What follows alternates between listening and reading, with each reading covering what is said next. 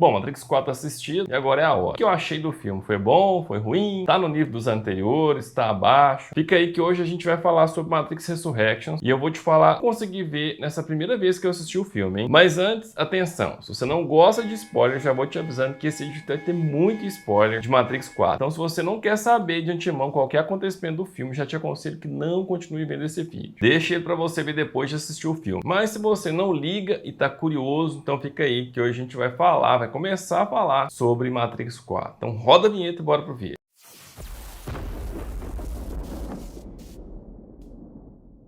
Fala gente, Márcio aqui do Antestala Cinema e Vídeo. Se você é novo por aqui, seja muito bem-vindo. Aqui eu posto vídeos semanais sobre filmes e séries. Então se ainda não é inscrito, já aproveita para se inscrever e ativar as notificações para ser avisado sempre que eu postar um conteúdo novo, hein? E se você já é inscrito, meu muito obrigado pela sua presença aqui nesse canal. Esse canal só existe por conta da sua participação. Dito isso, bora pro conteúdo do vídeo de hoje, hein? E bom, gente, passando o filme, fica a tarefa complexa agora de falar sobre esse filme, né? Eu acho isso uma tarefa um pouco complexa, porque para mim Matrix não é o tipo de filme que a gente consegue definir de uma forma binária, tipo bom ou ruim, entendem? Então, qual é a história do filme? A gente vê que os personagens principais continuam na obra. E aqui eu vou colocar 3 protagonistas em especial: o Neo, Trinity e Smith. Sim, eu tô colocando a Trinity como protagonista, já que em Resurrections ela sai do papel de coadjuvante de Neo para estrelar o filme ao lado dele como igual. O filme começa com algo que foi chamado de modal. Logo no início a gente vê Bugs entrando em um modal para repassar o início de Matrix. A gente vê uma pessoa diferente fazendo o papel de Trinity e tudo acaba diferente. Quem está executando o modal é Neo, e nesse modal a gente vê o Morpheus como o agente Smith. Tudo termina com um tipo de armadilha para Bugs. No final, Bugs e Morpheus fogem se desconectando da Matrix. Esse modal se encaixa nos loops que a gente viu nos trailers. E olhando os trailers, eu pensava que a gente ia ter uma série de loopings para criar a confusão entre realidade e ilusão, mas não foi isso que o filme fez. Praticamente o único loop que a gente vê é esse do início do filme, em que foi recriado o início de Matrix. O Neo se tornou um criador de jogos de sucesso e trabalha na empresa Deus Máquina, tendo como chefe o atual agente Smith. Agentes disfarçados do sistema trabalham controlando o Neo. Segundo Bugs, o colega de trabalho de Neo chamado Jude é um programa criado para acompanhar ele de perto e controlar ele. Mas o engraçado é que esse mesmo Jude é quem coloca Neo para falar com a Trinity quando ele vê ela na cafeteria simulada. Seria isso um tipo de erro do roteiro? Eu acho que não. Provavelmente aqui é aquela questão dos graus de hierarquia entre os programas. Jude certamente não sabia quem era Trinity e agora se chama Tiffany. Tem 2 filhos e é casado. Ou seja, ou Jude não sabia quem era Trinity, ou não sabia que aquela era Trinity, já que o filme mostra que a máquina tomou cuidado de embaralhar digitalmente a imagem de Neo, por exemplo. E por isso Jude acabou apresentando Neo a ela, que gerou o início da reaproximação dos dois, algo que o analista não queria. Esse filme trouxe coisas novas, mudou algumas e manteve outras, mas afinal o que mudou, o que veio de novo e o que ficou mantido? A primeira coisa que eu vou abordar logo de cara é o conteúdo do vídeo que lançou esse canal. Afinal, Zion é real? Responder essa pergunta já ficou sem sentido depois de assistir Matrix Resurrections. Como a gente viu no filme, Zion não existe mais. A cidade foi totalmente destruída e se deu lugar a um novo local chamado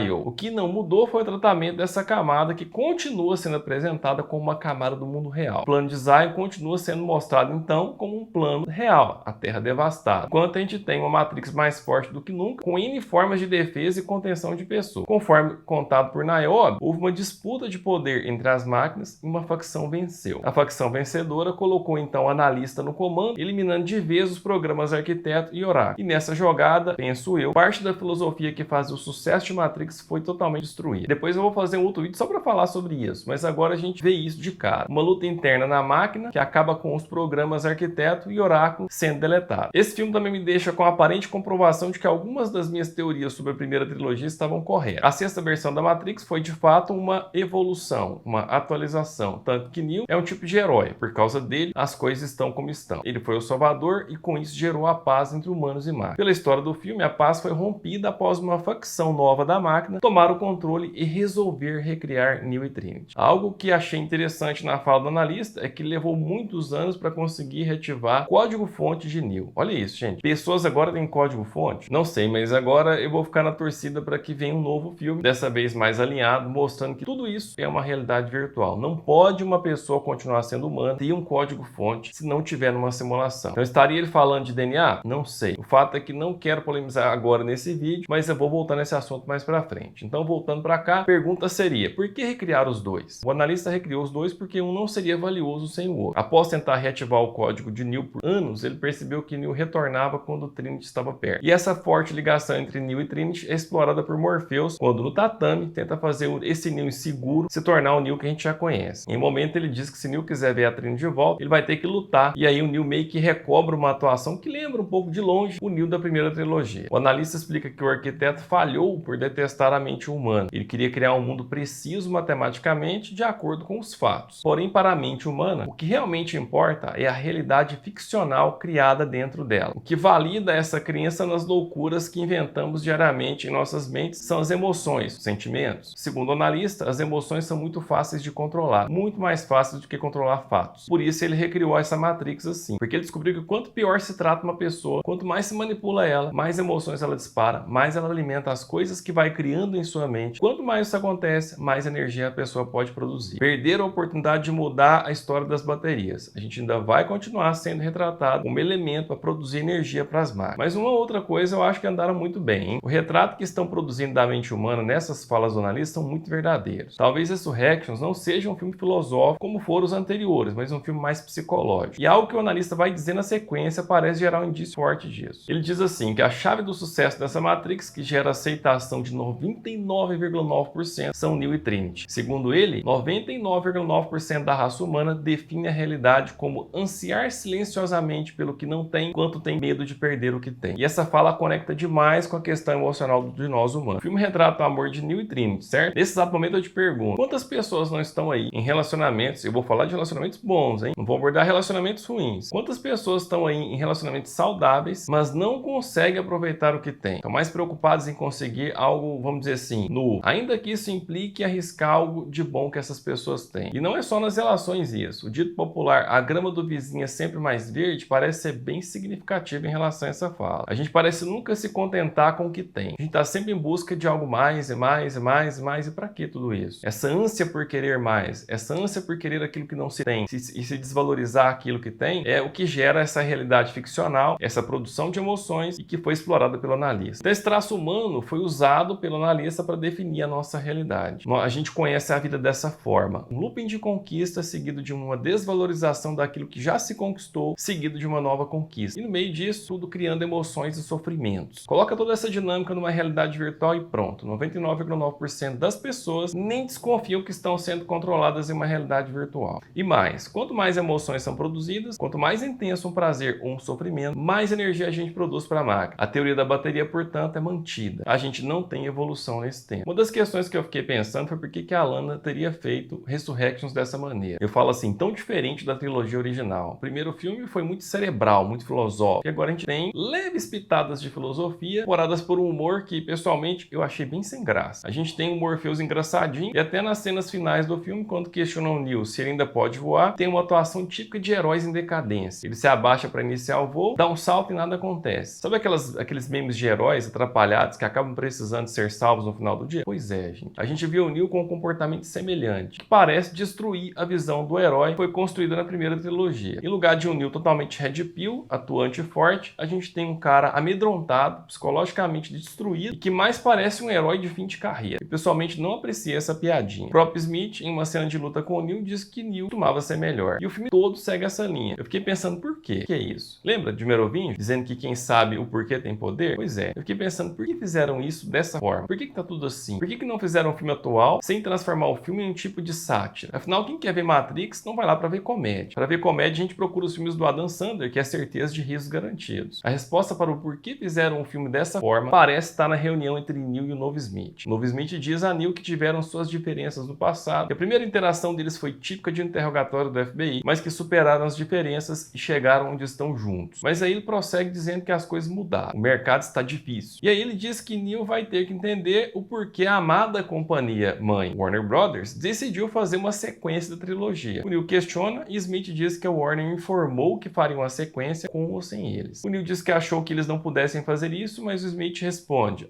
eles podem. E complementa, e deixaram claro que vão encerrar o nosso contrato se não cooperarmos. E Smith Smith prossegue: eu sei que você disse que a história acabou para você, mas há uma coisa sobre histórias. Elas nunca terminam. Terminam? Nós continuamos contando as mesmas histórias que sempre contamos, apenas com nomes e rostos diferentes, e eu tenho que dizer que estou meio que empolgado com isso. Depois de todos esses anos, voltar onde começamos, voltar para a Matrix. Esse diálogo em especial me lembra que quando a primeira trilogia terminou, passado algum tempo, as irmãs Wachowski foram questionadas sobre uma nova sequência. E muitas vezes essa pergunta foi feita e a resposta delas sempre foi um sonoro e retumbante não. Ou seja, elas não queriam fazer uma sequência, o que fica claro pela demora de 18 anos entre Revolutions e Resurrections. Essa conversa de Smith e Neo no filme só me leva a crer uma única coisa: a Warner colocou as irmãs em xeque. Se elas não fizessem a continuação do filme, outra pessoa faria. E aí a Lana acabou fazendo o filme dessa forma, como meio de protesto pela obrigação de ter que retomar um projeto que na sua visão estava encerrado. Vamos lembrar que Smith disse que a amada empresa mãe, o Warner, decidiu fazer uma sequência com ou sem a participação dele. E depois ele ainda diz: eu sei que você diz que a história acabou para você, mas há uma coisa sobre histórias. Elas nunca terminam. Terminam? E ele ainda disse nessa mesma conversa que o mercado está difícil e que as mesmas histórias são contadas para as mesmas pessoas, apenas mudando-se os nomes e os rostos. Então, gente, não é difícil concluir que no meio dessa onda de remakes e continuações, a Warner de fato resolveu tocar adiante o projeto Matrix com ou sem a Lana e a irmã dela. E para dar um tipo de resposta, a Lana colocou essas falas no filme. Não duvide disso, hein? E talvez por isso ela fez Matrix Resurrections dessa maneira. Um filme raso de inteligência e profundo de piadinhas sem graça. Um filme que era um